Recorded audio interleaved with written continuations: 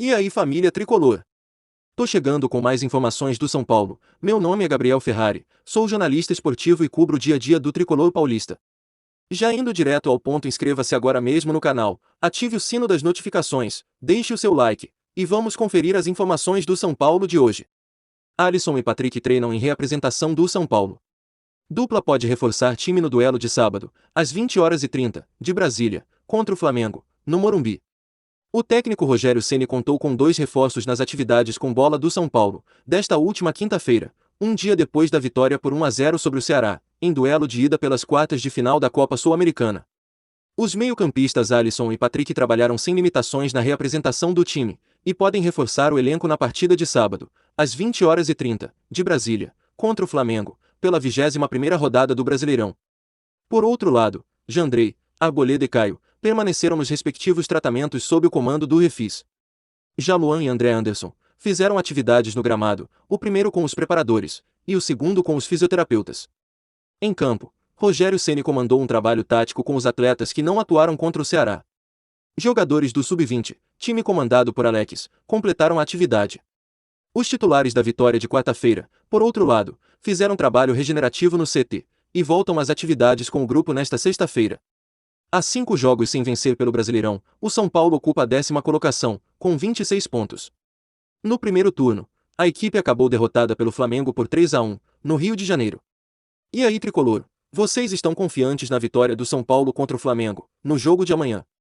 Deixe seu palpite para essa partida aqui nos comentários do vídeo também. Mais informações. O Wellington admite sondagens, mas quer títulos antes de deixar o São Paulo. O Wellington é um dos jogadores do São Paulo com maior potencial para se transferir ao futebol europeu, em um futuro breve. O lateral esquerdo é alvo de algumas sondagens de clubes do velho continente há tempo, mas pretende aceitar um novo desafio na carreira, somente após escrever seu nome na história do tricolor.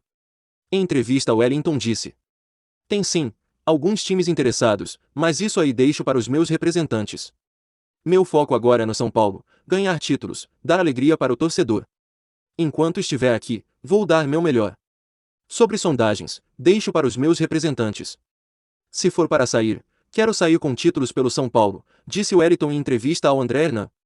O Wellington soma 32 jogos na atual temporada, e foi escalado pelo técnico Rogério Ceni nas partidas mais importantes da equipe no ano, como a semifinal do Campeonato Paulista contra o Corinthians, jogo em que marcou um dos gols, os 2 jogos da final contra o Palmeiras, além dos mata-matas recentes pela Copa Sul-Americana e Copa do Brasil. Se algum clube quiser contratar o Wellington para o início da nova temporada europeia, terá de correr, já que a janela de transferências do futebol brasileiro fecha no dia 15 de agosto.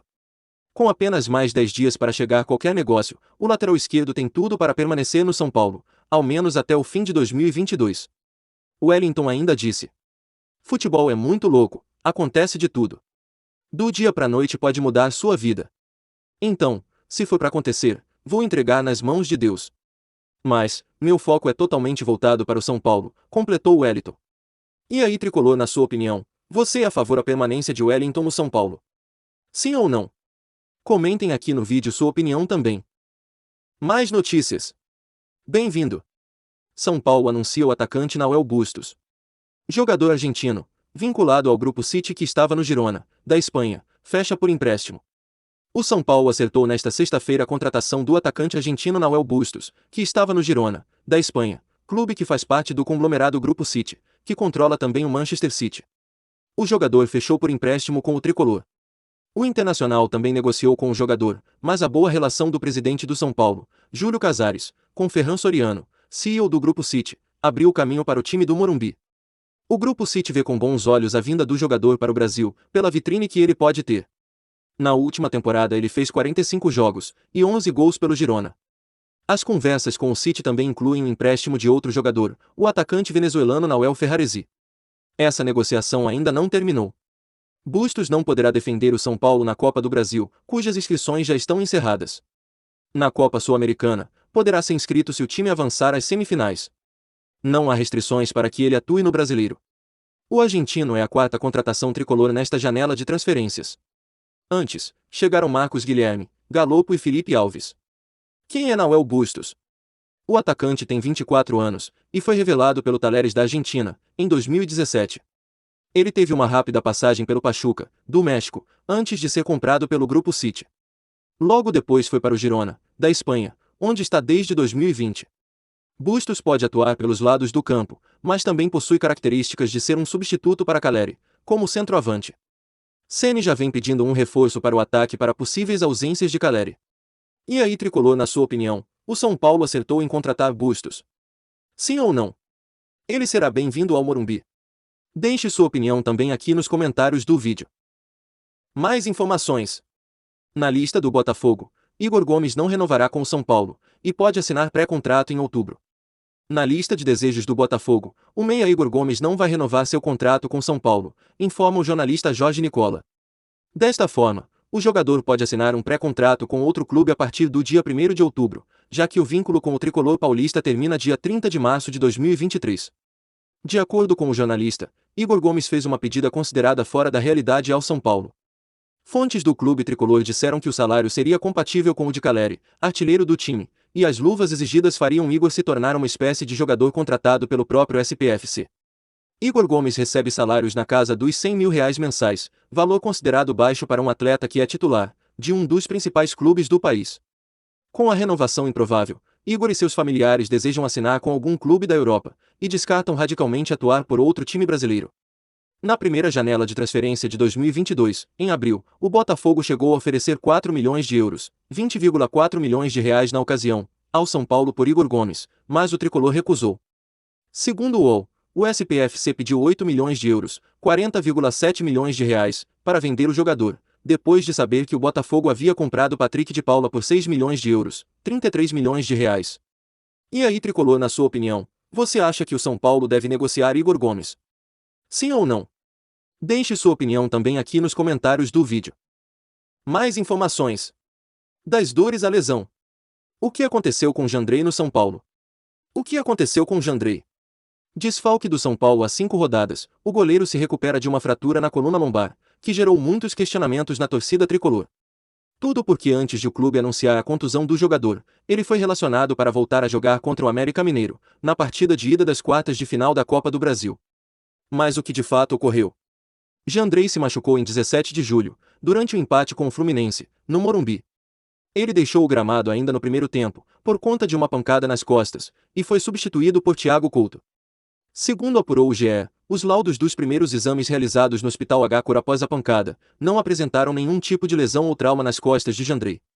Por conta disso, o departamento médico do São Paulo fez uma prevenção no refis do clube, e, conforme a dor foi diminuindo, o goleiro retornou aos trabalhos no gramado. Nos dias 26 e 27 de julho, então, ele foi a campo.